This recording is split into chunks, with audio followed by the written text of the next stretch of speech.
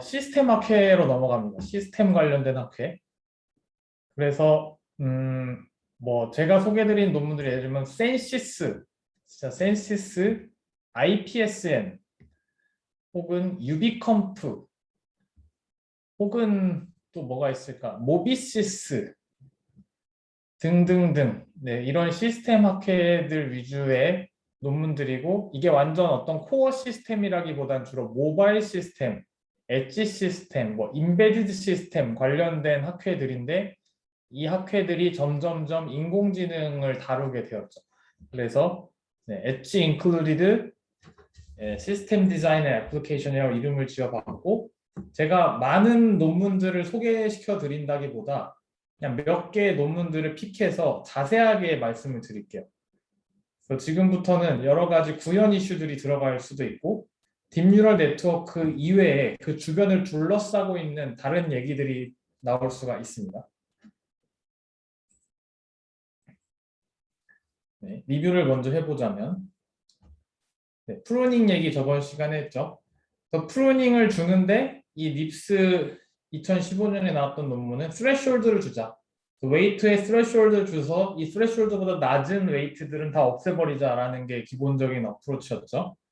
그리고 이걸 해보니까 컨볼루셔널 레이어에 비해서 풀리 커넥티드 레이어가 진짜 드라마틱하게 잘려 나가더라라는 이제 결과물이 나왔었죠. 그래서 전체적으로는 말렉스넷의 경우에 9분의 1로 모델 사이즈가 줄고 3분의 1로 컴퓨테이션이 줄었습니다. 그 다음에는 프루닝이 됐는데 프루닝이 됐으면 대부분의 웨이트가 빵일 텐데 그 빵을 32비트를 써서 저장하기가 싫다라는 동기부여에 의해서 그 빵을 없애버리고 싶어서 어떻게 저장할지를 좀 생각을 해봤죠. 그래서 뭐 칼럼으로 컴프레스를 시키든 로로 컴프레스를 시키든 간에 네, 0이 어디 있는지, 그러니까 0이 아닌 밸리드한 웨이트들이 어디 있는지 위치 정보만 알려줘가지고 알아서 찾게 만들어줬죠. 전체 매트릭스를 통으로 보내는 게 아니고. 그 다음에는 이제 gradual pruning이라고 해서 아이터레이티브하게 계속 프루닝을 합니다. 프루닝하고 트레이닝 시키다가 또 프루닝하고 트레이닝 시키다가 또 프루닝하고 트레이닝 시키다가 이런 걸 계속 반복하면서 네트워크를 성숙시켜 나가는데 스파르시티 레벨이라는 걸 줬어요. 스파르시티 레벨이라는 걸 줘서 어떤 스레숄드를 주고 딱 컷하는 게 아니라 웨이트가 작은 순서대로 몇 퍼센트를 잘라낸다. 이런 상대평가를 해서 잘라내는 과정이 있었습니다. 그리고 러닝 레이트 스케줄하고 조인트하게 고려해야 된다는 얘기를 했어요. 러닝 레이트가 너무 낮을 때 잘라버리면 자른 뒤에 네트워크가 복구가 안 되는 상황이 벌어져서 아직 좀 싱싱하게 트레이닝 할 수 있을 때 잘라내는 게 좀 안전하다라는 얘기를 했고 그때 심지어 액큐러시가 완전히 20% 가깝게 떨어져도 복구되는 이제 놀라운 현상을 우리가 목격을 했습니다. 그리고 이제 large sparse 모델이냐 아니면 small dense 모델이냐라는 이제 대결에서 large sparse 모델이 이겼죠. 그래서 사람이 막 머리 써서 열심히 디자인한다기보다 사람이 만들 때는 대충 만들고 프루닝으로 잘라버리는 게 훨씬 낫다라는 주장을 했습니다.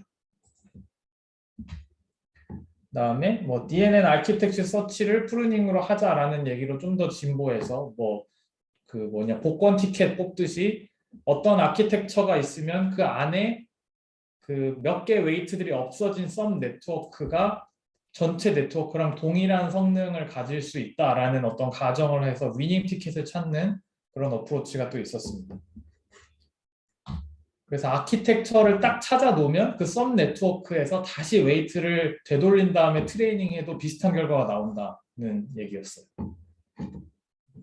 그다음에 knowledge distillation 얘기가 나왔죠. 그래서 이제 원본 네트워크 아키텍처에 구애받지 말고 자유롭게 인풋 아웃풋 매칭만 비슷하게 해놓는 그런 어프로치였습니다. 그래서 knowledge를 소프트닝 해가지고 전달하는 과정이 있었죠. 하드 레이블 대신 소프트맥스, 소프트맥스 대신 좀 더 그 소프트맥스 밸류들 간의 차이를 줄이는 템퍼러처 세팅이 있었죠. 그 다음에 knowledge distillation 티처 네트워크 트레이닝 하는데 너무 오래 걸리고 하는 게 불가능할 수도 있으니까 때때로는 가벼운 스튜던트 네트워크를 트레이닝하는 와중에 런타임으로 바로 셀프 디스틸레이션을 하자. 그러려면 제일 뒤에 있는 레이어가 선생님이 돼서 앞에 있는 레이어들을 가르쳐 줄 수 있다라는 컨셉이 있었습니다. 자, 여기까지 리뷰를 마치도록 하겠습니다.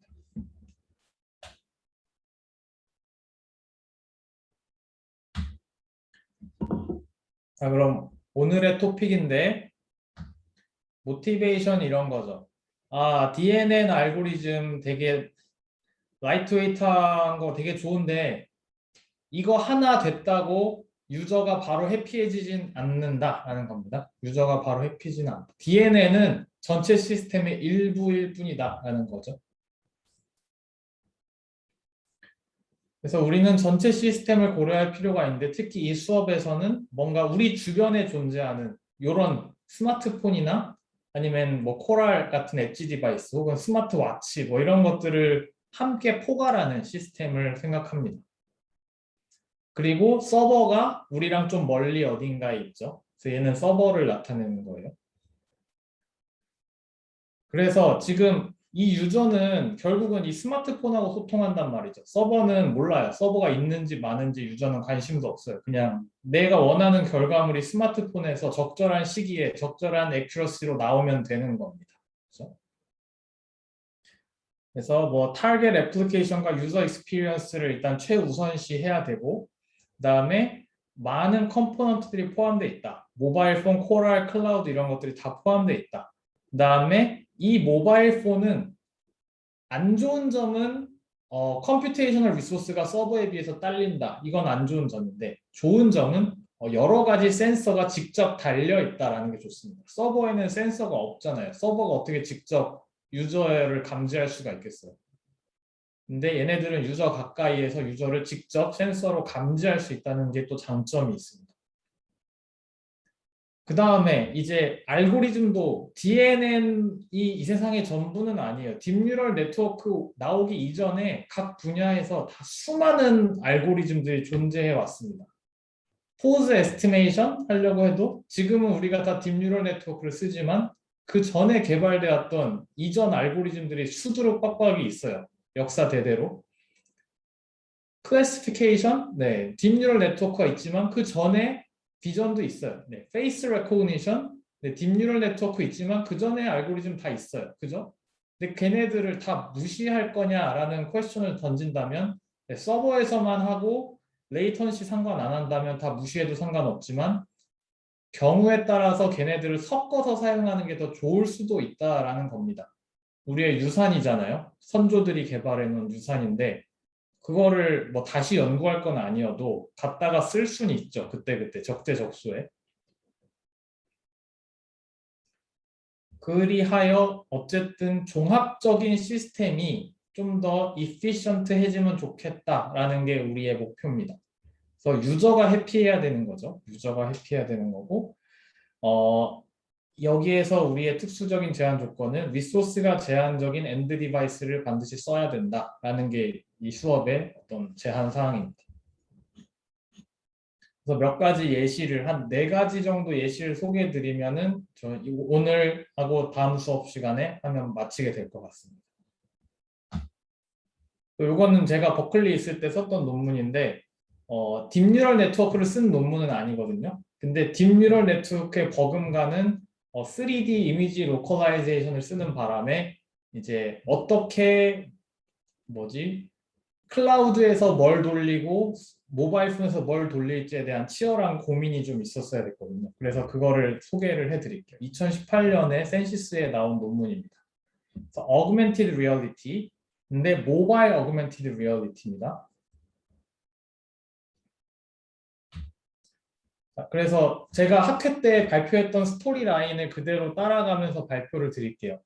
이게 발표 최근에 사실 2년 후인데도 비슷한 걸 또 발표하라고 해서 다른 데서 발표했는데 막 우수 발표상도 받고 그랬어요. 그래서 논리 전개가 나름 괜찮다고 생각을 해서 한번 쭉 따라가 보시면 좋겠습니다. 자, 지금 이 친구가 홀로렌즈를 쓰고 있듯이 자, 어그멘티드 리얼리티는 이미 현실화가 됐죠. 그래서 돌아가요. 잘 돌아가요. 잘 돌아가는데 문제가 딱 하나 있습니다. 여러분들이 3,000불만 있으면 어그멘티드 리얼리티를 할 수 있습니다. 네, 여러분들이 3,000불만 있으면 됩니다. 요즘은 더 비싸졌을 수도 있어요. 아이러니하게. 요즘 하드웨어가 많이 비싸져가지고. 근데 이제 홀로렌즈 2인데 자 3,000불이나 되는 게 왜 3,000불이냐면 네, 무진장 많은 센서들이 달렸죠. 네, 스마트하게 사람의 모든 걸 감지하려다 보니까 센서도 많고 그다음 프로세싱 유닛도 비싸고 그래서 네, 비싼 게 문제예요 일단. 그래서 저희는 이렇게 생각을 했습니다. 그냥 스마트폰을 사용해서 어그멘티드 리얼리티를 하면 어떨까? 자, 스마트폰도 100만 원이나 하는데요? 라고 물어보시면 하지만 스마트폰은 이미 여러분들이 갖고 있잖아요. 라가 제 대답입니다. 추가적인 돈 안 들잖아요. 이미 쓰고 있는데, 그죠?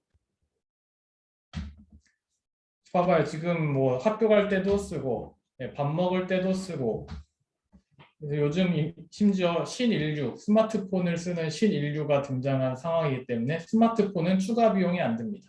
그래서 이미 갖고 있는 걸로 잘해봅시다. 라는 거죠. 그럼 이걸로 무엇을 할 거냐? 저희는 주석 서비스를 제공하고 싶습니다. 그래서 이런 스마트폰을 뭐 동상에다가 이렇게 찍으면 이 동상에 대한 주석이 뜨는 서비스죠. 우리가 흔히 생각하는 오브젝트 디텍션 문제인 거죠. 그리고 뭐 상점을 클릭하면 이렇게 대기만 해도 상점에 대한 정보가 나왔으면 좋겠다라는 거고 이거는 커머셜 빌딩, 에어포트, 뮤지엄 등에서 쓸 수가 있습니다. 그리고 심지어 그거를 컨트롤도 하면 어떨까라는 게 저희의 생각이었습니다. 컨트롤 한다 그러면 이런 게 가능해야 돼요. 와이파이 공유기 똑같이 생긴 게 두 개가 있는데 그 두 개를 구별할 수 있어야 됩니다. 그러니까 흔히 말하는 오브젝트 디텍션만 갖고는 구별이 안 되겠죠. 와이파이 공유기 1번을 끌려고 그랬는데 1, 2번이 다 꺼지는 거예요. 그러면 안 되겠죠. 그래서 카테고리를 구분하는 것뿐만 아니라 인스턴스 자체를 구분하는 게 필요합니다. 이 애플리케이션에서는. 그래서 이제 컨트롤을 하면 좋겠다. 왜냐하면 우리 방 안에만 하도 벌써 컨트롤 할 만한 게 많죠. 이런 전등도 있고 뭐 스크린도 오르락 내리락 할 수 있을 거고 공유기도 껐다 켰다 할 수 있을 거고 프로젝터도 껐다 켰다 할 수 있을 거고 문도 열었다 닫았다 할 수 있을 거고 수많은 컨트롤 가능한 것들이 있는데 이걸 스마트폰을 딱 대기만 해서 하면 어떨까라는 아이디어입니다. 그럼 왜 굳이 어그멘티드 리얼리티로 이런 것들을 컨트롤해야 되냐라고 물어보신다면 이게 되게 쉽고 직관적이고 스케일러블한 유저 인터페이스이기 때문이죠. 쉽게 말씀드리면 뭔가 기억할 필요가 없고 뭔가 관리할 필요가 없습니다. 예를 들면 자 프로젝터를 컨트롤할 수 있는 기계로 리모컨이 있죠. 하지만 대부분 리모컨을 잃어버려서 보통 이렇게 바닥에서 막대기로 위를 찌르게 됩니다. 그런 게 이제 실상에서 벌어지는 프로젝트 컨트롤 방법론이죠. 그리고 이제 QR 코드 같은 걸 찍어가지고 컨트롤할 수 있는데 그러면 프로젝터 컨트롤할 때 내 책상 위로 올라가야겠죠. 번거롭죠. 그리고 실제로 이런 이제 목록들이 다 있어서 이것들을 하나하나 빌딩 매니저들이 컨트롤할 수 있는데 이건 직관적인 어프로치는 아니죠. 되게 번거롭겠죠, 찾는데. 그리고 좀 더 재밌는 어프로치는 이제 실제 내가 빌딩 안에 3D 내비게이션을 사용해서 들어가 가지고 거기서 하나를 골라 가지고 하는 방법인데 무지하게 헤비합니다. 이거 데이터베이스 하나 제대로 만들고 쓰려면 아주 번거롭습니다. 그거보다 좀 더 괜찮은 거는 뭐 음성으로 컨트롤한다거나 뭐 제스처로 컨트롤한다거나 하는 게 있을 수 있는데 이렇게 하려면 유저가 내 방 안에 내 집 안에 있는 것만 컨트롤하면 그나마 간단한데 빌딩 수준으로 가고 에어포트 뮤지엄 막 이런 스케일러블한 장소에서는 언제 각 오브젝트를 위한 제스처와 보이스를 다 기억하고 있겠어요, 사람이. 공유기 1은 이렇게 해서 컨트롤하고 공유기 2는 뭐 이렇게 해서 컨트롤하고 공유기 3은 뭐 막 이렇게 해서 컨트롤하고 다 제스처가 내가 다 기억하고 있어야 돼요. 되게 번거롭거든요. 그래서 아무것도 하기 싫다. 우리는 그냥 핸드폰을 가리키기만 하면 모든 게 이루어지는 세상을 꿈꾼다라는 거죠. 그래서 required user experience라 하면 자, fast object identification 당연히 필요합니다. 그래서 스마트폰을 딱 갖다 대자마자 자, 이거는 분색이다라고 딱 띄워줘야 돼요. 박스를 정확하게 칠 필요는 없어요. 여기에 뭐가 있는지 점만 찍어줘도 상관없습니다. 지금 우리의 목적은. 그 다음에 내가 조금 움직이면 바로 지금 약간 움직였잖아요.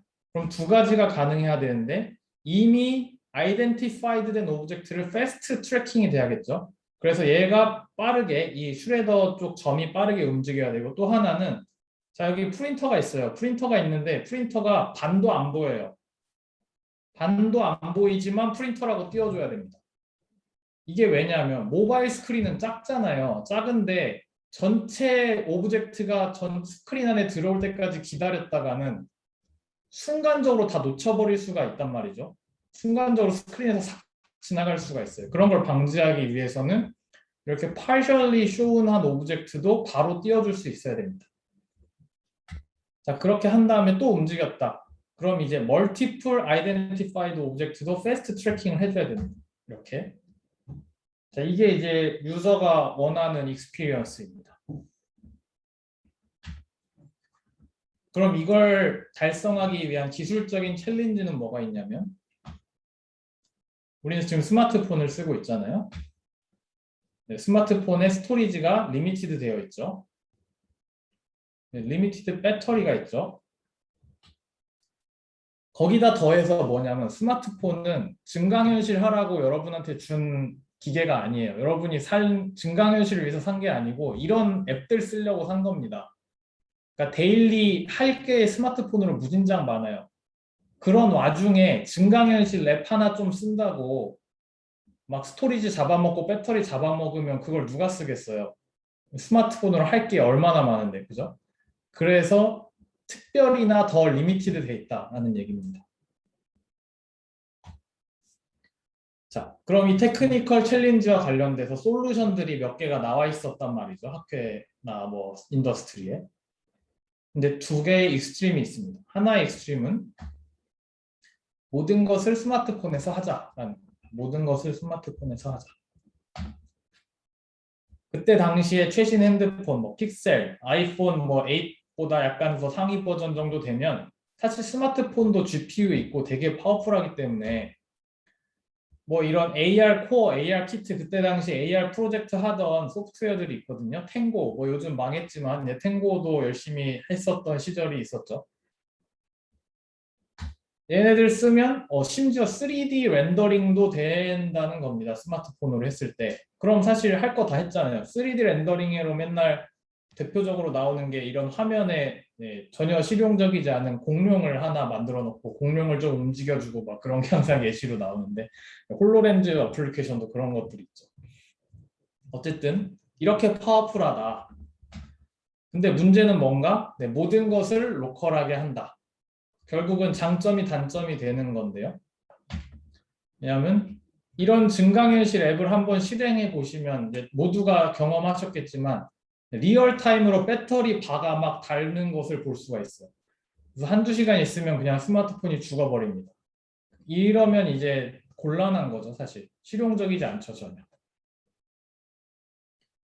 그리고 애노테이션 서비스, 만약 라지 스케일 빌딩이나 이런 데 간다. 그럼 애노테이션과 관련된 데이터베이스가 다 들어가야 되는데 예를 들면 이미지 데이터베이스가 다 들어가야지 그 이미지랑 맞춰보면서 이게 그건지 아닌지 알 거 아니에요? 그럼 이미지 데이터베이스를 다 스마트폰에다 저장을 해놓는다?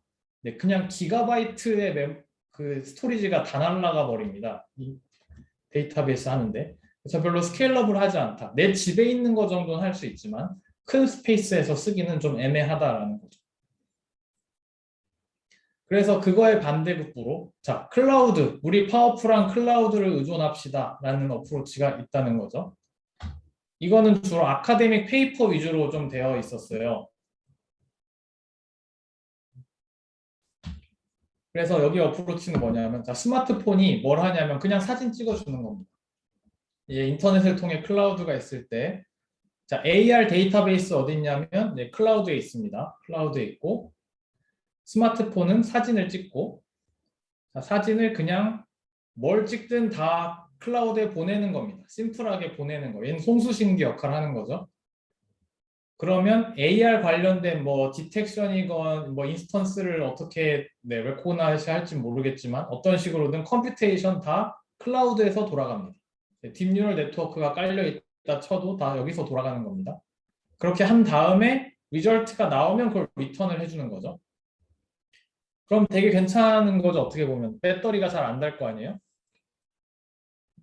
근데 또 문제는 자 완전히 클라우드만 의존한다. 스마트폰을 사놓고 덤폰처럼 쓰고 있다. 이게 문제죠. 더 이상 폰이 스마트하지가 않아요. 그래서 이 모든 이미지를 인터넷을 통해 보낸다 그랬는데 인터넷 레이턴시가 진짜 불안정합니다. 인터넷 레이턴시라는 게 정말 여러 가지 변수가 있어서 빠를 땐 빠르지만 오래 걸릴 땐 오래 걸려요. 지금 1초 가까이 걸리는 거죠. 최악의 상황에서는. 그리고 여기서 AR 컴퓨테이션도 빠르긴 빠른데 뭐 제로 타임은 아닐 거고 그러면은 레이턴시가 long unpredictable 하다는 거죠. 그러면은 증강현실은 이제 빠빠이 하는 거예요. 레이턴시가 오래 걸리는 순간 증강현실은 내가 움직였는데 아이콘이 안 따라오면 망하는 거죠. 그래서 저희가 개발한 마블이라는 것은 어떤 것이냐면 일단 레이턴시를 줄여야 된다. 이건 이제 무조건 해야 되는 거고 증강현실 쪽에서 레이턴시를 어떻게 줄이냐면 자 클라우드 오프로딩과 클라우드 컴퓨팅과 레이턴시를 관련 없게 만들어야만 하는 겁니다. 유저는 클라우드를 못 느껴야 돼요. 그럼 두 번째는 그와 동시에 스마트폰에서 너무 많은 걸 하면 스마트폰이 힘들어하기 때문에 스마트폰의 컴퓨테이션과 커뮤니케이션 코스트는 조금만 하고 싶다라는 거죠. 이 두 개를 동시에 달성하고 싶다는 겁니다. 그래서 아이디어는 자 클라우드랑 엣지를 시너지 있게 쓰는 것인데 자 이렇게 다시 나눠져 있을 때는 스마트폰은 뭘 하냐면 태스크들 중에서 레이턴시 센시티브한 태스크 근데 그 중에서 라이트 웨이트한 것을 여기서 돌리는 거죠. 그렇죠? 반대로 클라우드에서는 레이턴시랑 상관없는 거 물론 완전히 상관없는 태스크에 없겠지만 비교적 상관없는 태스크 하지만 헤비한 태스크를 클라우드에서 돌립니다. 그래서 태스크를 나누는 거죠. 자, 그럼 이제 이렇게 태스크를 나누고 싶은 게 저희 목적인데 그럼 이제 전체적으로 그 디텍션 하는 거를 어떤 걸 사용해서 할까를 따져봤을 때 CNN 같이 딥뉴럴 네트워크를 쓸까라고 처음에 고려를 했는데 CNN은 카테고리 레코그니션이거든요. 인스턴스 레코그니션이 아니에요. 그래서 프린터 1과 프린트 2가 똑같이 생기있으면 절대 구분할 수가 없습니다. 그래서 이제 저희가 CNN을 버렸죠. 이미지를 쓰는 건 좋지만 이미지 자체로는 좀 한계가 있다. 그런데 이제 인투이션은 뭐냐면 자 프린터 1과 2가 똑같이는 생겼지만 얘네 둘의 위치는 다를 거예요. 그래서 위치는 다르기 때문에 로컬라이제이션으로 접근하자. 그러니까 이미지를 우리가 쓰지만 이미지 기반에서 위치 추기를 하자. 이미지 자체로 카테고리 레코그니션 하는 게 아니라 그렇게 이제 저희가 방향을 잡았죠.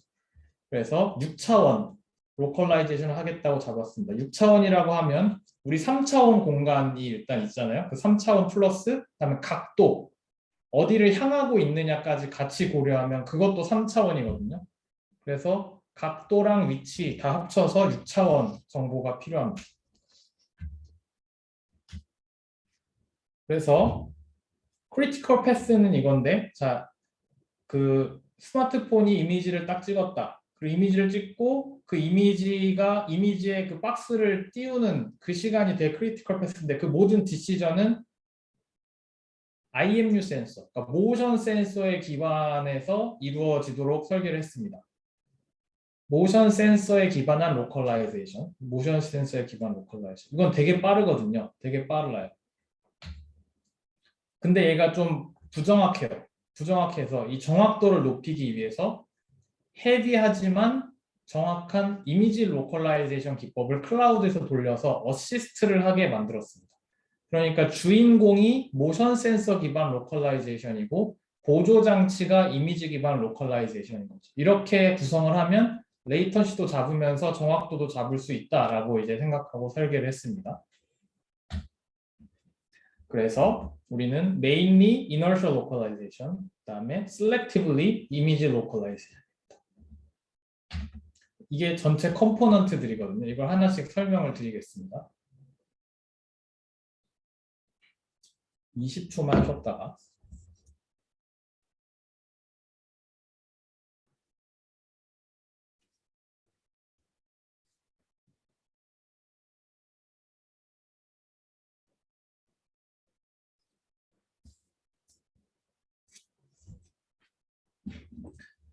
자, 보면 이것저것 되게 많이 있는데, 자, 첫 번째가 자, 데이터베이스입니다. 데이터베이스인데 클라우드에는 무진장 무거운 데이터베이스를 넣었습니다. 3D 포인트 클라우드를 넣어놨고 스마트폰에는 라이트웨이트 데이터베이스인데 그냥 레이블들만 여기다 넣어놨습니다. 그래서 이거를 좀 더 구체화시켜 보면 자, 다시 스마트폰과 클라우드가 있는데 자, 3D 포인트 클라우드 데이터베이스를 여기다 설치했다고 했죠. 근데 이거에 관련된 논문을 저희가 따로 퍼블리시를 했어요. 유비컴프라는 학회에다가. 근데 이거는 저희가 뭐 따로 설명은 안 할 거고요. 그냥 이런 식으로 합니다. 어떻게 하냐면 얘가 지금 3D 키넥트였나? 저 정확하게 기억이 안 나요. 키넥트였는지 다른 카메라였는지 기억이 안 나는데 어쨌든 3D 뎁스 카메라를 가지고 그냥 이렇게 스캔을 하는 거예요. 방을 이렇게 스캔을 하면 여기 이제 알템맵이라는 소프트웨어를 쓴 건데 알템맵이 이렇게 그려줍니다. 3D 포인트 클라우드를 자동으로 그려줘요. 그래서 우리가 이런 식으로 데이터베이스를 컨스트럭션을 한 게 왜 그러냐면 이거는 그냥 제가 스캔 한번 하면 되는 건데 만약에 이거를 데이터베이스를 2D 이미지를 가지고 매칭하는 걸로 하게 되면요. 특정 예를 들면 프린터를 레코니션 하기 위해서 프린트를 다양한 거리에서 다양한 각도로 수십 수백 장의 사진을 하나의 물체에 대해서 찍어야 돼요. 그거 엄청 싫은 일이거든요. 되게 오래 걸려요. 그 이미지 하나 제대로 인스턴스 하나 레코니션 하려고 그렇게 사진을 많이 찍는 건 되게 번거로운 일인데 차라리 이렇게 스캔 한번 해가지고 3D 포인트 클라우드를 만들어 놓으면 훨씬 그 데이터베이스 만드는 게 간편합니다. 근데 우리가 데이터 사이언스를 하는 과정 중에 제일 사람들이 하기 싫어하는 게 데이터 모으는 거거든요. 데이터 모으는 건 정말 죽어도 하기 싫어하고 이건 머리를 쓰는 과정이라기보다는 이제 인내와 끈기와 체력이 많이 필요한 과정인데 이제 그거를 어떻게 현실적으로 줄일 수 있느냐 이제 3D 포인트 클라우드가 더 좋다라는 얘기입니다. 그냥 스캔하는데 조금 걸리니까. 그렇게 하면 이제 3D 포인트 클라우드를 그렸고 이제 2D 이미지들의 여러 셋이 있잖아요. 근데 이게 어떤 식으로 3D 포인트 클라우드로 연결되냐면 뭐 비슷한 피처들끼리 묶는 거예요. 이 소프트웨어가 해주는 게 2D 이미지들이 쫙 이렇게 시리즈로 있으면 여기서 비슷한 점들끼리 모아가지고 뭉쳐주는 겁니다. 뭉쳐주면 이게 이렇게 3D 포인트 클라우드로 되는 형식입니다. 그러니까 원래 보통 우리가 뭐 라이다 이런 거 하면 한번 빛을 뿌려서 바로 튀어나오는 점들을 갖고 다이렉트하게 3D 포인트 클라우드를 만드는데 그런 형식은 아니고 그냥 이미지가 여러 개 있는데 그걸 합쳐가지고 3D 포인트 클라우드를 만드는 형식. 그래서 만들어졌다고 칩시다. 만들어졌습니다. 그럼 여기에다 이제 레이블링을 해야겠죠. 그래서 뭐 프린터 여기다 레이블링하고 뭐 픽처 레이블링하고 슈레더 레이블링하고 다 레이블링 하는데 이 레이블링이 되게 별거 없어요. 그냥 점 하나 3D 점 하나로 레이블링 합니다. 그래서 이 점이 프린터다. 이 점이 픽처다. 이런 식으로 되게 간단하게 레이블링을 해서 그럼 이거 텍스트 데이터잖아요. 엄청 가볍거든요, 사실. 이미지도 아니고 텍스트 데이터입니다. 그래서 이거를 스마트폰에다 전송하는 거죠. 그래서 스마트폰은 포인트 클라우드에 대해서는 1도 몰라요. 아무것도 모르고 그냥 위치, 뭐가 어느 위치에 있다라는 정보만 알고 있습니다. 그래서 라이트웨이트 로컬 데이터베이스가 이런 식으로 형성이 되었습니다. 이렇게 해놓은 상태에서 이제 로컬라이제이션을 해야 되는데 첫 번째 아까 말씀드렸던 주인공 inertial localization.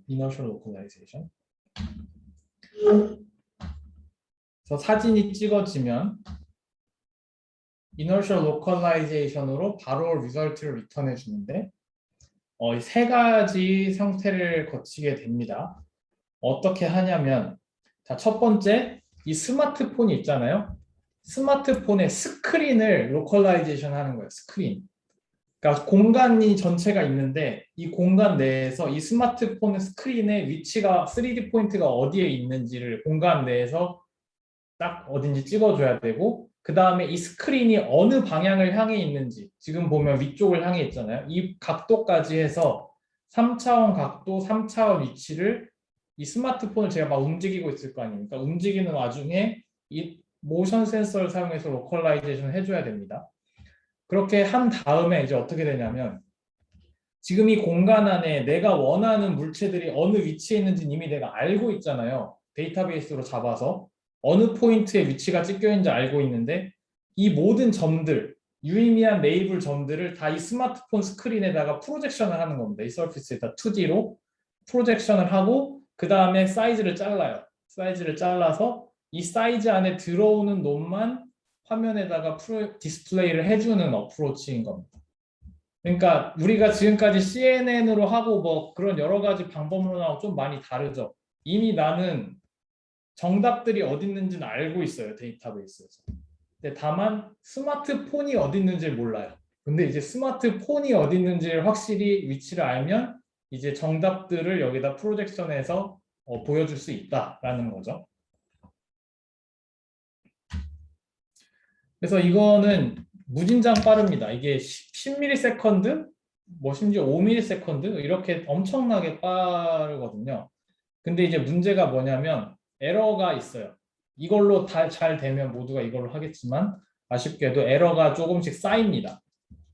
쌓이는데 언제 제일 많이 쌓이냐면 이런 때 많이 써요. 트랜슬레이션 오퍼레이션이라고 해서 이렇게 리니어 무브먼트를 하는 과정에서 제가 이렇게 가다가 갑자기 방향을 바꿔서 이렇게 가잖아요. 그럼 가속도가 확 바뀌잖아요. 제가 이렇게 가다가 이렇게 딱 바꾸면 여기 가속도가 여기서 확 바뀌고 가다가 여기서 바뀌면 여기서도 가속도가 확 바뀌는데 이때 모션 센서가 감을 잃어요. 대신 이렇게 회전하는 오퍼레이션에서는 상당히 정확합니다. 에러가 쌓이지 않아요. 그래서 아주 좋고요. 그래서 각속도에는 강인한데 그냥 선형 가속도에는 매우 약하다. 이런 단점이 있습니다. 그래서 모션 센서만 쓰기에는 좀 애매하니까 다른 종류의 정보도 써서 퓨전하면 어떨까라는 게 이제 두 번째 아이디어였습니다. 뭐냐면 스마트폰도 이미지를 찍었잖아요. 어쨌든 모션 센서를 쓴다고 했지만 이미지를 찍었으면 그 이미지로 뭔가 하면 좋겠다. 그래서 옵티컬 플로우라는 걸 썼습니다. 옵티컬 플로우.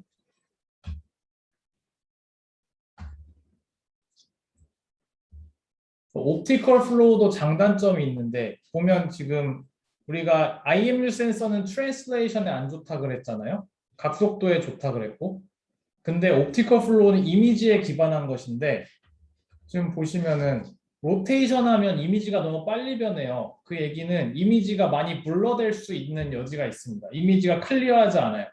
대신 트랜슬레이션을 하면 이미지가 느리게 변하기 때문에 이미지 퀄리티가 괜찮아서 쓸만합니다. 그러니까 장단점이 완전히 상충되는 거죠. 그래서 옵티컬 플로우는 이제 이미지가 과거의 이미지와 현재 이미지의 그 피처들 간의 차이를 가지고 이제 로컬라이제이션 하는 기법인데 이미지에 기반하다 보니까 각속도가 있는 것에 더 이제 예민하다. 그리고 트랜슬레이션엔 강인하다.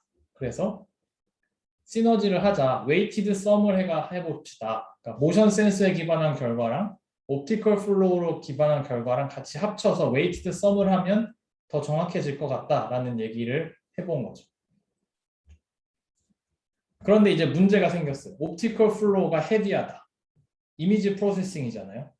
물론 딥뉴럴 네트워크는 아니지만 여전히 헤비하다라는 생각이 들어서 어떻게 옵티컬 플로우를 최대한 안 할 수 있을까라는 생각을 하게 됩니다. 그래서 보면은 지금 inertial localization은 항상 쓴다라고 돼 있죠. 지금 여기 빨간 선 모든 이미지마다 계속 이미지 로컬라이제이션을 하는데 옵티컬 플로우는 항상 하진 않게 만들었어. 언제 하냐면 일단 이미지를 가지고 이미지가 얼마나 샤프한지를 우리가 매저를 합니다. 그래서 이미지가 샤프하지 않으면 옵티컬 플로우 써봤자 정확도만 내려가고 컴퓨테이션 파워만 들고 안 좋으니까 샤프한지를 먼저 따지고 그 다음에 기존 이미지랑 현재 이미지랑 상당히 다를 경우에만 옵티컬 플로우를 쓰는 게 유의미하다라고 생각합니다. 그냥 이미지가 거의 비슷하면 옵티컬 플로우를 써봤자 얻을 수 있는 정보가 별로 없잖아요. 그래서 두 가지 정보를 따집니다. sharpness랑 difference를 두 개를 동시에 따지는 거고 그런데 이때 또 질문이 등장해요. 이미지가 샤프한지 어떻게 알아요? 그럼 또 이미지 프로세싱 해야겠네. 그럼 또 파워 들겠네. 그럼 그거 어떻게 할 겁니까? 라고 물어보시면 다행히도 엣지 디텍션이라는 정말 고전적인 이미지 프로세싱 기법이 있는데 이건 무진장 간단해서 파워를 거의 안 먹고 매우 빠릅니다. 그래서 샤프한지 아닌지는 엣지 디텍션을 통해서 엣지가 얼마나 많이 나오느냐로 판단을 했습니다. 블러되면 블러될수록 엣지가 없겠죠. 그 다음에 이미지가 두 개가 얼마나 다른지 어떻게 알아요? 라고 또 물어보시면 이것도 이미지 프로세싱 해야 돼요. 그럼 또 파워를 먹겠죠. 근데 그러면 안 되니까 이런 또 꼼수를 썼는데 자, 모션 센서를 써서 각속도가 어느 정도 있으면 이미지가 다르다라고 구렁이 담 넘어가는 어프로치를 취했습니다. 아까 이제 예시로 보여드렸잖아요. 회전하면 이미지가 많이 변한다. 그런 이제 가정을 해서 설계를 했고요. 그런데 이제 사실 옵티컬 플로우 관련해서 우리가 2018년에 잘 몰라가지고 최대한 옵티컬 플로우 안 하고 싶었는데 생각해 보니까 옵티컬 플로우가 생각보다 가볍더라고요. 나중에 조사를 해보니까. 그래서 학회에 이미 발표를 했지만 네, we were wrong이라고 어느 정도 인정을 했습니다.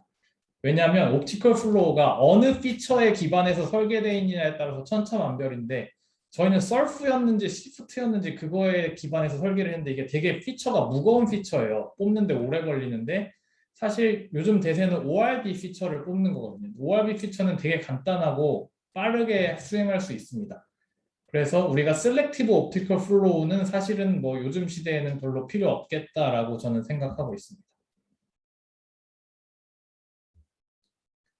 어쨌든 옵티컬 플로우를 거쳐서 리절트 코렉션이 됐단 말이죠.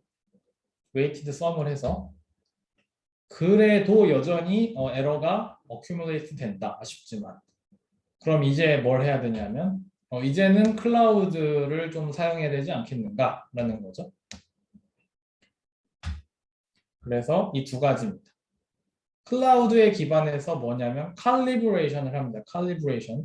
근데 언제요? 인컨시스턴시가 디텍트 될 때만, 그러니까 항상 클라우드를 쓰는 게 아니라 필요할 때만 쓰는 거고, 그 다음에 이미지 오프로딩을 하는데 클라우드에다 보내야 될 거 아니에요, 이미지를. 근데 다 보내는 게 아니라 셀렉션 해서 몇 개만 보냅니다. 이 두 개가 이제 또 모듈로 추가됐습니다. 그래서 이미지 오프로딩, 물론 이미지 컴퓨테이션보다는 좀 가벼운데 여전히 파워가 들고 많이 하면 그다지 좋지 않겠죠. 그래서 일단 이미지 오프로딩을 최대한 안 하기 위해서 인컨시스턴시가 발생할 때만 오프로딩을 트리거합니다.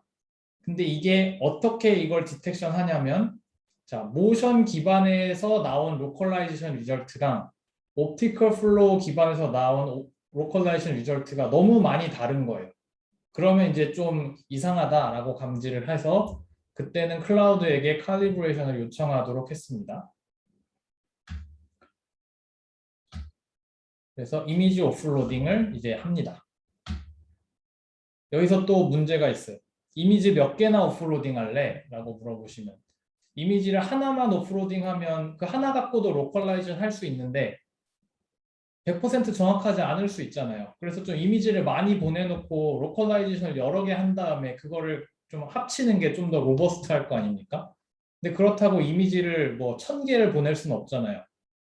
그래서 이미지를 몇 개나 보내면 애큐러시와 레이턴시 사이에 어떤 트레이드 오프가 괜찮을 거냐. 그리고 또 그럼 자 이미지를 예를 들면 5개 보내기로 결정했다. 그럼 내가 순식간에 이미지가 한 1000개 정도 찍혔는데 이렇게 하는 동안에 그 중에 5개를 어떻게 선택할래? 라는 얘기가 또 나오죠. 선착순으로 보낼래? 아니면은 뭐 어떤 기준으로 선택해서 보낼래? 라고 또 질문이 나오겠죠. 그래서 이거에 대한 고민이 또 필요합니다. 자, 일단 오프로딩을 조금 하면 커뮤니케이션 오버헤드는 좋아요. 그죠? 커뮤니케이션 조금 하니까. 근데 조금 보내면 액큐러시가 줄어듭니다. 그죠?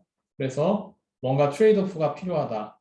솔루션은 자, 이미지를 보내는데 몇 개만 보낼 건데 어떻게 보내냐면 서로 충분히 다른 아까 말씀드렸지만 유니크 피처를 가진 애들을 보내면 서로 시너지가 날 거 아니에요. 이왕 5개를 보낼 거면 그 5개 이미지가 서로 많이 달랐으면 좋겠다. 최대한.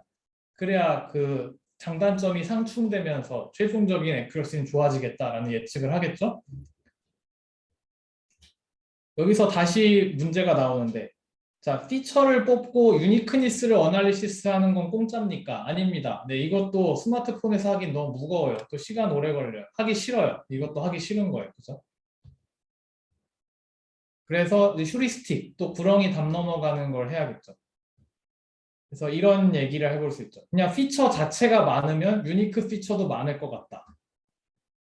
반드시 안 그럴 수도 있지만 네, 그럴 것 같다라는 가정을 하나 하고 그리고 엣지가 많으면 피처도 많을 것 같다. 라는 또 가정을 두 번째로 했습니다. 그래서 결국은 뭐냐면 엣지 디텍션 하자라는 얘기입니다. 엣지 디텍션으로. 그래서 한번 그래프를 뽑아봤어요. 엣지가 많을수록 실제 피처도 많더라고요.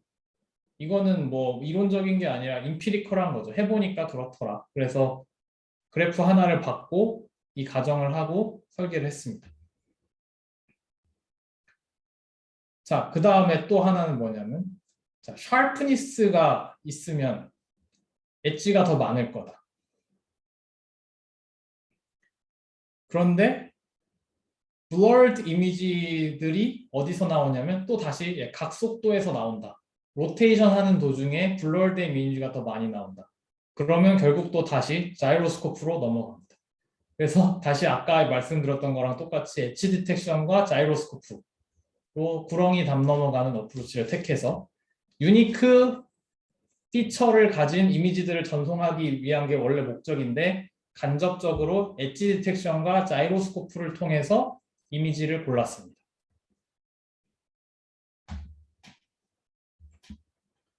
그리하여 이미지를 보냈어요. 보내면 이제 여기서 있는 로컬라이제이션 알고리즘은 그냥 있는 거 썼습니다. 있는 거 써서 돌렸고 그래서 뭐 이런 식으로 2D 이미지를 보내면 이 2D 이미지가 결국 스마트폰 스크린이란 말이에요. 이게 이 스마트폰 스크린이 6차원 관점에서 어떻게 위치해 있는지 이미지 기반으로 이렇게 추정을 해주는 겁니다. 그렇게 한 다음에 이제 레퍼런스 로케이션이 나왔죠. 이건 되게 정확하겠죠. 이 정확한 게 여기로 나왔습니다. 이제 인터넷을 통해서 전송이 됩니다. 그럼 이제 얘가 이제 레퍼런스 포인트를 수정하는 거예요. 근데 여기서 되게 중요한 거는요. 이미지 오프로딩을 스마트폰이 했잖아요. 그 다음에 얘가 클라우드에서 프로세싱 되고 다시 오기까지 꽤 시간이 걸릴 거 아닙니까? 그동안 이 스마트폰은 가만히 기다리고 있는 게 아니고 그동안 계속 그냥 부족한 대로 이니셜 로컬라이제이션을 계속 보여줘요. 리절트는 계속 보여주고 있습니다. 그런 와중에 백그라운드에서 결과가 칼리브레이션 돼서 오면 업데이트 되면 그걸로 이제 보정하는 거고 절대 멈추고 기다리는 일은 발생하지 않아요. 그런 관점에서 클라우드가 어시스트를 한다고 한 겁니다. 클라우드가 디시전 내릴 때까지 기다리는 게 아니라 나는 내 나름대로 계속 하고 있는 거예요. 그래서 내 리절트가 업데이트가 되었습니다.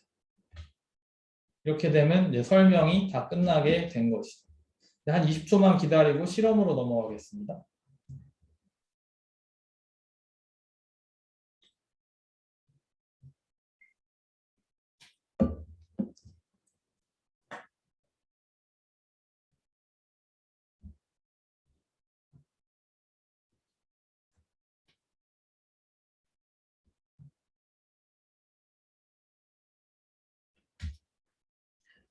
자, 이게 그래서 되게 복잡스러운데 이런 식으로 이제 저희 시스템의 그림을 나타내 볼 수 있고, 보면 클라우드에서 하는 건 별로 없어요.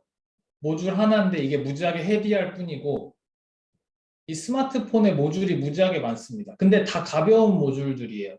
간단한 디텍션, 간단한 디시전 이런 것들 투성인데, 이런 것들을 스마트하게 잘 이제 연결해 놓으면 유저 입장에서 해피할 수 있다라는 것입니다. 그래서 카메라와 AMU를 동시에 사용하고 있는 모습을 볼 수가 있죠. 그리고 이게 저희 했었던 데모고요. 3년 전 영상이네요.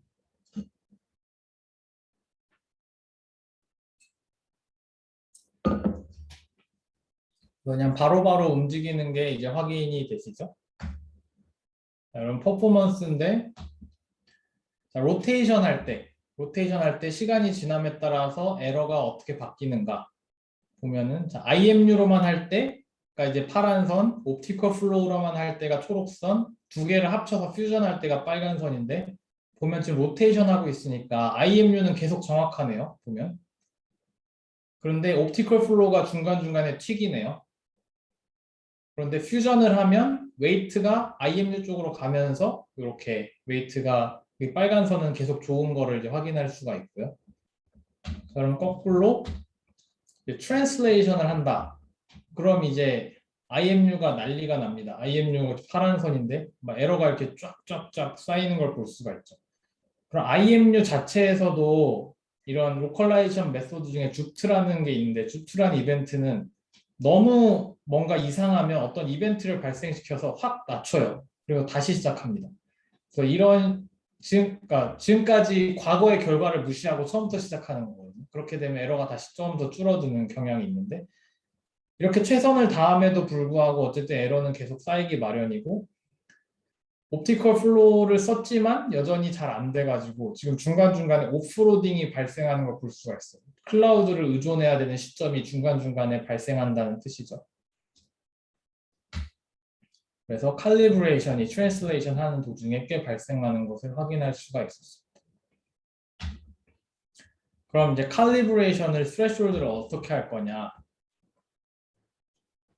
그러니까 옵티컬 플로우 기반한 결과랑 IMU 기반한 결과랑 얼마나 달라야 칼리브레이션을 트리거할 거냐라고 했을 때, 픽셀 단위로 봤을 때 0일 때 트리거하면 당연히 수도 없이 칼리브레이션을 할 거고, 이걸 줄이다 보니까 한 25와 50 정도 수준이면은 웬만큼 줄어드는 것 같아요. 그죠? 그 다음부터는 잘 안 줄어들고, 그래서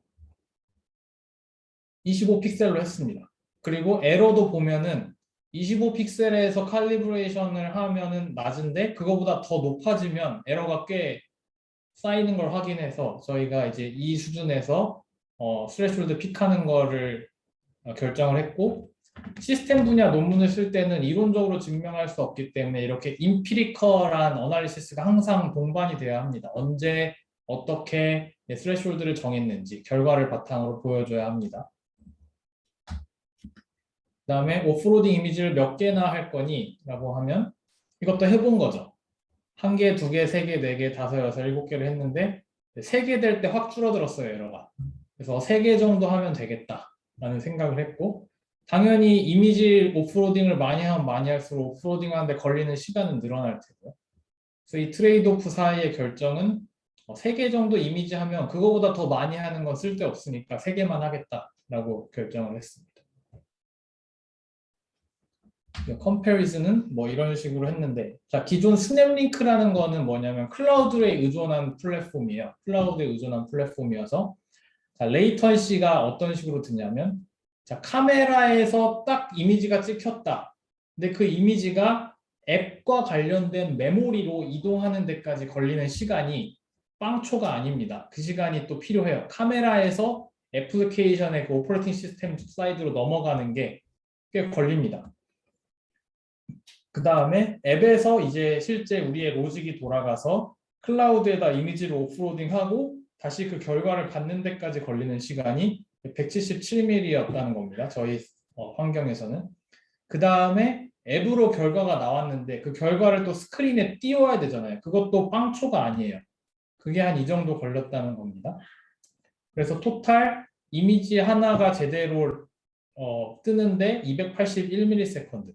근데 통상 100ms보다는 낮아야 사람이 실시간으로 느끼거든요. 그래서 이거는 실시간으로 느끼기엔 좀 부족하고요, 사실. 마블을 했더니 일단 카메라를 안 쓰잖아요, 기본적으로. 그 크리티컬 패스에 카메라가 없어요. 그래서 IMU에서 앱으로 가져오는 거거든요. 모션 센서에서. 8.7ms. 그 다음에 IMU를 직접 컴퓨테이션 하는 게 1ms도 안 걸리고, 그 다음에 앱에서 스크린에 띄우는 건 똑같이 걸려서 이 정도의 속도가 나오는 걸 확인할 수가 있었습니다. 그런데 이제 우리가 고통을 받았던 게 이거. 우린 보통 이것만 생각해요. 앱에 있는 것만 레이턴시를 생각한단 말이에요. 여러분 한 번이라도 이런 거 생각해 본 적 있어요? 카메라에서 앱으로 가는 게 얼마나 시간 걸리는지 매저해 본 적 있어요? 아니면 앱에서 디스플레이 스크린에 뜨는 레이턴시가 바로 된다고 가정하지 않았어요, 보통? 근데 이게 바로가 아니었거든요. 그래서 이거를 매저하기 위해서 좀 꼼수를 썼습니다. 어떻게 했냐면 자, 지금 여기에 라즈베리 파이가 전멸등을 반짝반짝하고 있어요. 반짝반짝하고 있는데 저희가 이제 되게 고성능 고프로를 샀습니다. 고프로는 진짜 스크린에 바로바로 뜨거든요. 성능이 되게 좋아가지고. 그래서 어떤 일이 발생하냐면 자, 이 고프로가 이 전멸등을 바로 찍고 있기도 하지만 동시에 이 스마트폰 화면을 찍고도 있습니다. 그래서 어떤 일이 발생하냐면 자, 불이 안 켜져 있다가 딱 켜졌습니다. 켜지면 고프로 화면에서 바로 켜지겠죠? 그런데 한동안은 스마트폰 스크린을 찍고 있는 이 부분은 전멸등이 안 켜져 있어요. 그래서 이미지를 계속 넘겨보는 겁니다. 한쪽만 켜지고 한쪽은 안 켜졌네. 그걸 계속 넘겨보다가 어느 순간 둘 다 켜졌어요. 그럼 그만큼 시간이 걸리는구나 라는 걸 이제 예측을 할 수가 있었죠. 이 FPS, 이 고프로 FPS를 고려해가지고 시간을 계산한 거죠. 그래서 이런 실질적인 메저먼트를 어떻게 할지도 되게 고민이 많이 필요해요. 이것 자체가 연구라는 느낌도 들더라고요, 사실. 근데 이제 저희가 이걸 처음으로 밝혔는데 그전에는 학회 논문들이 다 100ms보다 짧아야 합니다 하고는 다 이쪽 레이턴시만 갖고 100ms보다 짧다고 한 거예요. 그래서 저희가 그게 좀 너무 마음에 안 들어서 그거를 좀 없애고 싶어서 이제 이런 노가다를 좀 하게 된 거죠.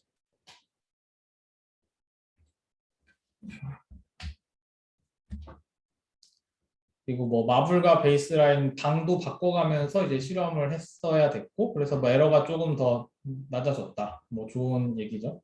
그다음 에버리지 파워 관련된 건데 아무것도 안 하고 있을 땐 0.6 그리고 이제 뭔가 맥시멈 워크로드 이게 어떤 상태지? 잠깐. 네, 계속 IMU가 뭔가 돌고 있을 때 같거든요. 그때는 이렇게 되는데 그래서 마블을 쓰면 이제 조금 감소한다 뭐 이런 거예요. 근데 이 맥시멈 워크로드가 이제 뭐냐면 이 베이스라인 워크로드인데 계속 오프로딩을 하는 거거든요. 계속 오프로딩을 하는 건데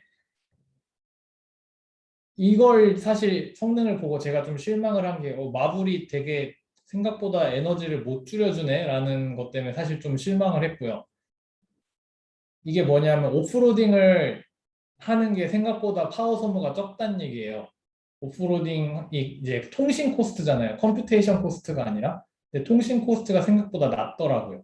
그래서 저희가 이걸 하고 나서 좀 부끄럽다라고 하면서 제출을 했는데 뭐 억셉이 됐고 근데 나중에 알게 된 것은 어, 저희는 지금 오프로딩을 하고 그러니까 통신 코스트 위주고 뭐 스마트폰에서 딥러닝을 돌리거나 하진 않았는데 실제 그 다음 웍들은 스마트폰에서 딥러닝을 돌리려고 시도를 했거든요. 그렇게 하다 보니까 이 파워가 한 천상까지 치솟더라고요.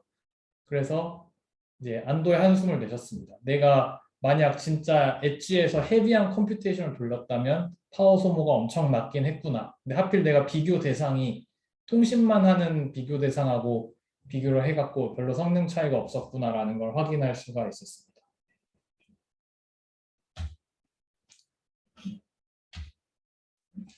그래서 여기까지가 마블이었고 2018년에 나온 논문입니다.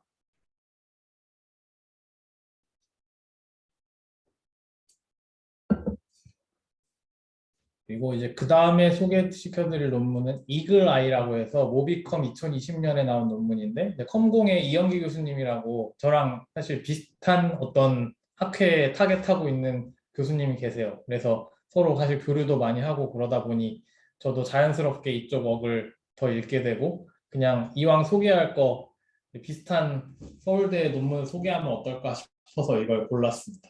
이것도 클라우드냐 엣지냐에 대한 함께 돌려보자라는 어프로치고요. 2020년 논문이니까 훨씬 더 진보했겠죠. 얘가 뭘 하는지 소개하고 오늘 수업을 마치면 될 것 같습니다. 자, 애플리케이션 시나리오.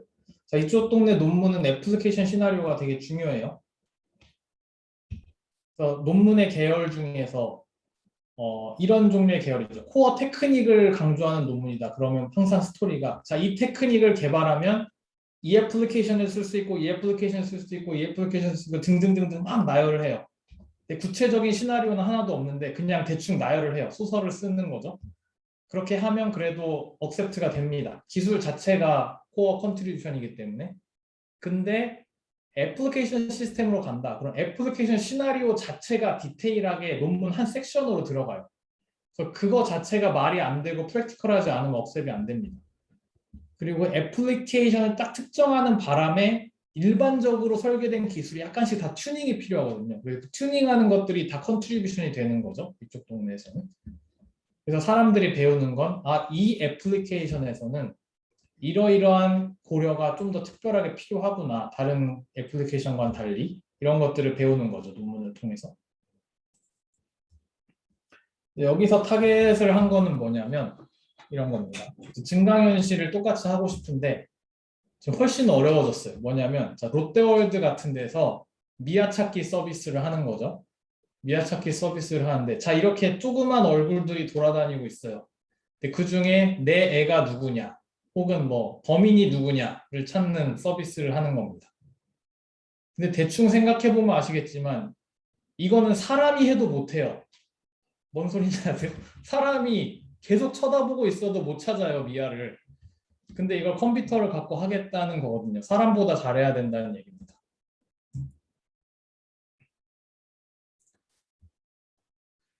그래서 이분들이 사람을 데리고 시켰던 거죠. 대학원생들이 다 협력을 해줬겠죠. 이걸 해보려고. 했더니 이 태스크를 하나 하려면 16초가 걸리더라, 평균적으로. 뭐 이걸 사실 뭐 조작을 한다고 누가 뭘 어떻게 시비를 걸겠냐면 어쨌든 해봤더니 16초가 걸렸다고 합니다. 한 사람당. 그러니까 갑자기 우리의 마음이 넓어지죠. 전 아까 막 10ms, 20ms 이랬는데 갑자기 타겟이 확 늘어났어요. 16초 내에만 하면 사람보다 빠르네 라고 조건이 확 완화되는 것을 보실 수가 있습니다. 그런데 챌린지는 뭐냐면 이미지는 하나인데 페이스가 너무 많아요.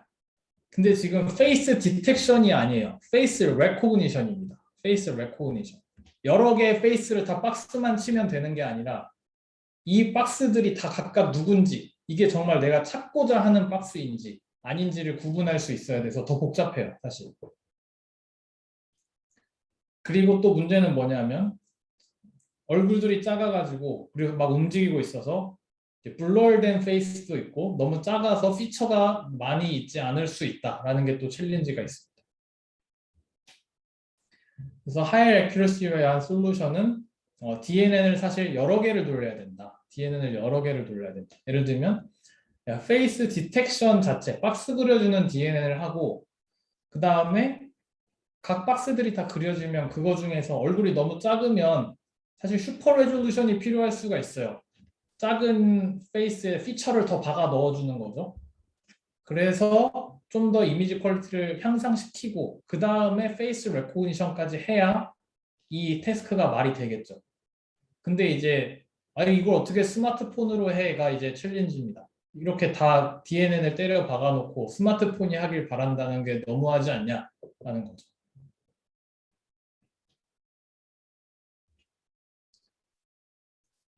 그래서 이제 레이턴시 프로블럼이 존재하게 되는데 자, 일단 모바일넷, 우리가 가볍다고 알려져 있던 모바일넷이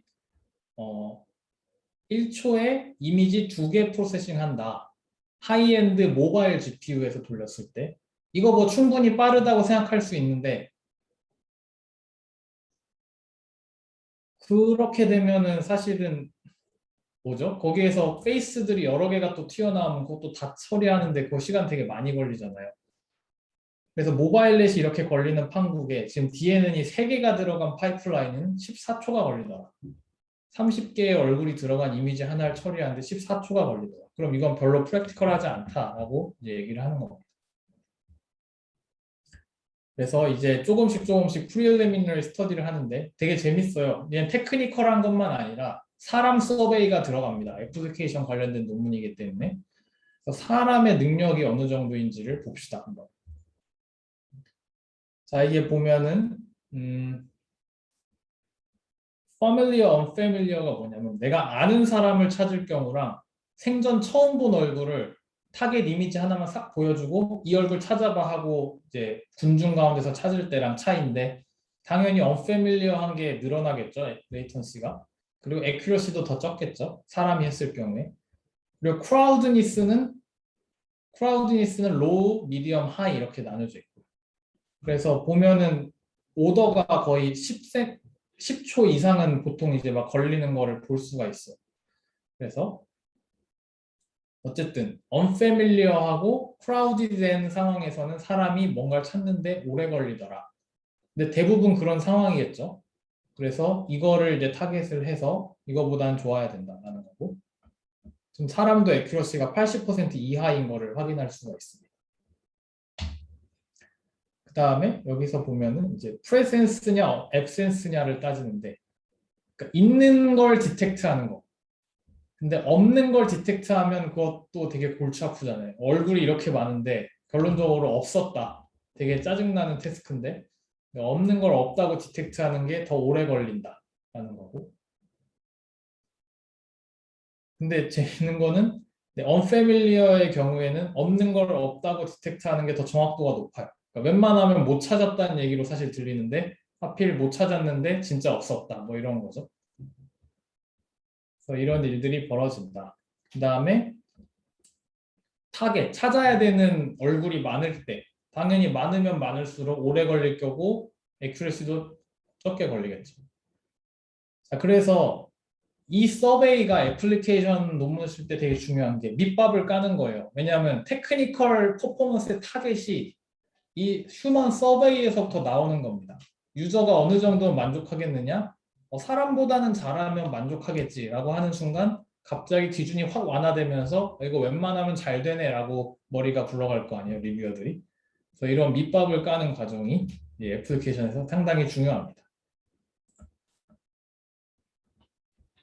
그다음에 DNN 레이턴시인데, 자, 페이스 디텍션을 할 경우에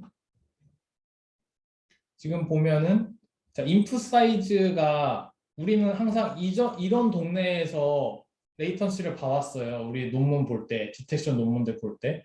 근데 보면 인풋 사이즈가 되게 큰 게 필요합니다. 왜냐하면 얼굴이 작으니까 레졸루션이 높아야 되고 레졸루션이 높다 보면 당연히 오래 걸리겠죠.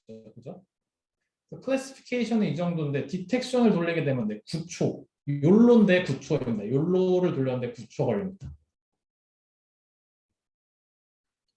자, 그럼 디텍션이 이 정도인 마당에 자, 레코그니션을 하게 되면 레이턴시가 얼굴이 많으면 많을수록 당연히 비례할 거 아니에요. 그죠? 그래서 이게 기본적으로 스케일러블한 어프로치가 아니다라고 이제 말씀을 드리고 싶은 거죠. 30개 정도 얼굴이면 14초가 걸리다. 더 많으면 당연히 더 많이 걸리는 거고 이런 상황이 되었습니다. 그래서 결국은 스마트폰에서 하는 건 무리다라는 거죠. 서버에서 합시다. 스마트폰에서는 이렇게 오래 걸리니까. 그래서 이글 아이의 아이디어는 DNN 파이프라인은 3스텝, 아까 말씀드렸던 대로거든요. 페이스 디텍션 파이프이 있고, 그다음에 아이덴티티 클래리피케이션, 이제 레졸루션 높이는 과정이고요. 그 다음이 이제 페이스 레코그니션인데, 이걸 다 정직하게 모두 스마트폰에서 돌리면 안 된다라는 거죠, 기본적으로. 그래서 어떻게 하냐면 전체 태스크를 자 다시 쪼갭니다. 쪼개서 뭘 스마트폰에서 돌리고 뭘 클라우드에서 돌릴지 파악을 해야 되고, 자, 첫 번째 뭘 하냐면 이 전체 이미지를 가지고요. 필터링을 합니다. 필터링을 하는 게 어떻게 하냐면 이거를 그리드로 쪼개요. 여러 개의 그리드로 쪼개서 각 그리드마다 첫 번째 클래시피케이션 하는데 뭐냐면 이게 백그라운드인가 아닌가를 클래시피케이션을 합니다. 이것도 이미지 프로세싱이잖아요 라고 말씀하시면 네, 이거 엣지 디텍션으로 합니다. 그래서 엣지가 많으면 얼굴이 있겠거니, 이렇게 또 구렁이 담 넘어가는 어프로치, 엣지가 많으면 얼굴이 있을 거다라는 예측을 하는 거죠. 그래서 엣지 디텍션만 가지고 백그라운드를 다 쳐냅니다. 그래서 지금 1번이 통으로 날아갔어요. 1번 이만큼에 해당한 이미지가 통으로 날아갔습니다. 그 다음에 엣지들이 많은 그리드를 이제 분석을 하다 보니까 얼굴도 가지각색이에요. 가지각색인데 첫 번째 가장 쉬운 태스크는 뭐냐면 얼굴이 커요. 얼굴이 앞에 있는 거죠. 얘처럼 앞에 있으면서 얼굴이 큰데 앞을 보고 있으면 제일 쉬운 태스크예요. 그죠? 그런데 얼굴이 크긴 큰데 약간 옆을 보고 있는 거예요. 옆을 보고 있으면 또 좀 어려워져요. 태스크가. 그리고 이제 최악의 경우에는 이 뒤에 나온 친구들처럼 네, 그냥 작은 얼굴들. 진짜 최악이에요. 그래서 이 경우에 따라서 이제 다 따로따로 하는 겁니다. 일단 백그라운드는 아무것도 안 하고, 그 다음에 쉬운 얼굴은 레코니션 테크닉 중에서 가벼운 걸 돌려요. 가벼운 걸. 그 다음에 large profile face는 좀 헤비한 레코니션 네트워크를 돌려요. 그럼 이제 괜찮은 거고. 근데 small face는 거기에 플러스 레졸루션도 높입니다. 그래서 다 쪼개가지고 다 다른 방식으로 프로세싱을 해서 합치는 어프로치를 취한 거죠. 그래 놓고서 이제 클라우드랑 스마트폰을 나누는 거죠. 헤비 컴퓨테이션, 뭐가 헤비하죠? 슈퍼 레졸루션 하는 거 무지하게 헤비하고요. 그다음에 페이스 레코니션 중에서도 가벼운 거랑 무거운 걸 나누겠다고 했잖아요. 그래서 무거운 페이스 레코니션은 클라우드에서 한다고 하는 겁니다. 이런 파이프라인이 나오게 됩니다. 그래서 보시면 자, 스페이셜 파이프라이닝 뭐냐면 이미지 전체를 그리드로 쪼개서 일렬로 줄을 세웁니다. 일렬로 줄을 세우는 과정. 스마트폰에서 하는 거고. 그다음에 엣지 베이스로 백그라운드 날립니다. 그럼 이제 이미지 몇 개 날아가고, 그 다음에 페이스 디텍션까지는 스마트폰에서 하고 CPU에서 합니다. 그냥 비교적 가볍기 때문에 CPU에서 하고, 그 다음에 이제 페이스 종류에 따라서 이제 뭘 할지를 여기서 결정을 해야 돼요. 여기서 결정을 해서 앞을 보고 있고 뭐 괜찮다 그럼 라이트 웨이트, 그렇지 않으면 클라우드에 보내서, 만약에 여전히 큰 얼굴인데 옆을 보고 있으면 바로 페이스 레코니션 돌리고, 그게 아니라 얼굴이 작아서 이렇게 피처가 없다 그러면은 슈퍼 레졸루션을 거친 다음에 이미지 퀄리티를 높여서 페이스 레코니션 한 다음에 여기다 보내게 됩니다. 그럼 보시면 페이스 디텍션은 CPU, 페이스 레코니션은 GPU예요. 이렇게 하는 이유가 파이프라이닝을 하기 위해서인데, GPU만 쓰겠다 그러면 CPU가 놀잖아요. 그럼 시간이 아까우니까 CPU도 쓰고 GPU도 동시에 쓰면서 최대한 시간을 아껴보자라는 어프로치를 취하는 겁니다. 그래서 클라우드와 스마트폰도 동시에 써야 되지만 스마트폰에도 여러 가지 하드웨어가 있기 때문에 그걸 다 써야 시간이 최대한 적게 걸리는 거죠. 그래서 결과물이 최종적으로 여기서 나오게 됩니다. 그래서 아까 얘기한 거 그대로 가겠습니다. 스페이셜 파이프라이닝 하고, 백그라운드 필터링 하고, 엣지 인텐시티로 한다 그랬습니다. 그 다음에 페이스 디텍션 한다. 그 다음에 이 행동을 스마트폰에서 한다고 했습니다. 근데 이 행동이 되게 간단하다고 한 거예요. 그래서 레솔루션 자체를 먼저 따지고, 레솔루션이 적은지 많은지를 판단해서 적으면 바로 이쪽으로 보내고, 레졸루션이 충분히 하이한데 이제 앞을 보냐 옆을 보냐를 또 판단을 해야 된단 말이죠. 그리고 이미지를 분석을 해야 앞을 보는지 옆을 보는지 알잖아요. 이거는 이제 클래식한 포즈 에스티메이션 기법을 씁니다. 딥뉴럴 네트워크를 쓰는 게 아니고 클래식한 포즈 에스티메이션, 눈이랑 뭐 코 위치 정도 가지고 빠르게 디텍션해서 스마트폰에서 돌려도 리얼타임으로 돌아가죠. 이렇게 해서 이 두 개를 구분한 다음에 최종적으로 이 친구만 스마트폰에서 레코니션을 하고 나머지 이 두 개는 다 클라우드에 보내는 겁니다. 그 다음에 이제 마지막으로 parallelization. 자, 아까 말씀드렸다시피 스마트폰에 CPU가 있고 스마트폰에 GPU가 있고 또 클라우드가 있는데 이 세 개를 동시에 써야지 가장 시간이 적게 든다고 했습니다. 그래서 일단 리전 여러 가지부터 나눴고 리전 1, 2, 3, 4 순서대로 한다 그럴 때 자, 리전 1에 대해서 CPU가 페이스 디텍션을 했고 그러면 이제 페이스 디텍션 한 결과로 얼굴이 몇 개 나온 다음에 그 얼굴 몇 개가 내가 스마트폰이 스스로 판단하기 괜찮은 경우에는 스마트폰 GPU로 가고 스스로 판단하기 어려운 경우에는 클라우드 GPU로 가겠죠. 그래서 얘네들이 이제 리전 1에 대해서 페이스를 레코니션하고 있을 때 자, CPU가 놀면 안 된다는 겁니다. CPU는 그 사이에 리전 2에 대해서 페이스 디텍션을 하고 있습니다. 그래서 이게 좀 말이 되는 파이프라인인 게 자, 페이스 디텍션은 좀 더 가볍기도 하고 리전 하나를 통으로 분석할 수 있는 네트워크잖아요. 근데 페이스 레코니션은 얼굴 하나하나마다 다 프로세싱을 해야 돼서 GPU로 해도 꽤 걸려요. 그래서 지금 서로 수지타산이 맞아요. 지금 얘가 CPU가 디텍션 하고 있는 와중에 GPU들은 사실 되게 바쁩니다. 얼굴을 여러 개를 프로세싱을 해야 되기 때문에 그래서 어느 정도 이런 패러렐라이제이션이 잘 동작하는 거를 이분들이 경험을 하신 겁니다. 그래서 이 얘기가 다 여기에 그대로 나와 있습니다. 특별히 리전 2가 CPU에서 돌아가고 있다. GPU가 바쁜 동안 CPU도 바꿔야 된다라는 거죠. 성능이 나왔습니다. 성능은 뭐냐면 자 여기에 뭐 2스텝, 3스텝 얘기가 있는데 2스텝의 경우에는 디텍션 플러스 레코니션만 합니다. 그러니까 슈퍼 레졸루션 단계가 없는 게 2스텝입니다. 3스텝은 슈퍼 레졸루션이 중간에 끼어 있으면 3스텝이라고 하겠습니다. 그 다음에 오프로드라고 하면 이미지를 클라우드에 보내서 3스텝 파이프라인을 100%다 클라우드에서 수행하는 경우. 그러니까 모바일 폰은 그냥 보내는 것만 하고 로컬하게는 아무것도 안 하는 경우인데 자, 레이턴시를 비교를 해보면 자, 2스텝으로 할 때랑 3스텝으로 할 때 3스텝이 더 오래 걸리네요. 이건 다 2스텝, 3스텝을 로컬에서 100% 하는 경우를 말하고 있습니다. 되게 오래 걸리는데 그 와중에 이글아이를 쓰면 3스텝이 다 돌아감에도 불구하고 클라우드에서 꽤 많이 돌아가기 때문에 엄청나게 빨라진다라는 얘기를 여기서 하는 거고 오프로드도 빠르지 않습니까? 라고 얘기하신다면 생각보다 이미지를 다 보내는 게 이렇게 간단한 작업은 아닙니다. 그래서 레이턴시가 여전히 오래 걸리는 걸 확인할 수가 있고 이글아이의 경우에는 진짜 필요한 애들만 이미지를 보내기 때문에 오프로딩 오버헤드도 별로 없죠. 자, 근데 여기서 복병이 뭐냐면 아니 누가 요즘 로 이미지를 보내요. 압축해서 보내지. 그래서 압축해서 보내면 어떨까요? 라고 해서 JPEG으로 압축을 해서 보낸 겁니다. 그랬더니 이글아이보다 빨라졌어요. 되게 좌절스럽잖아요.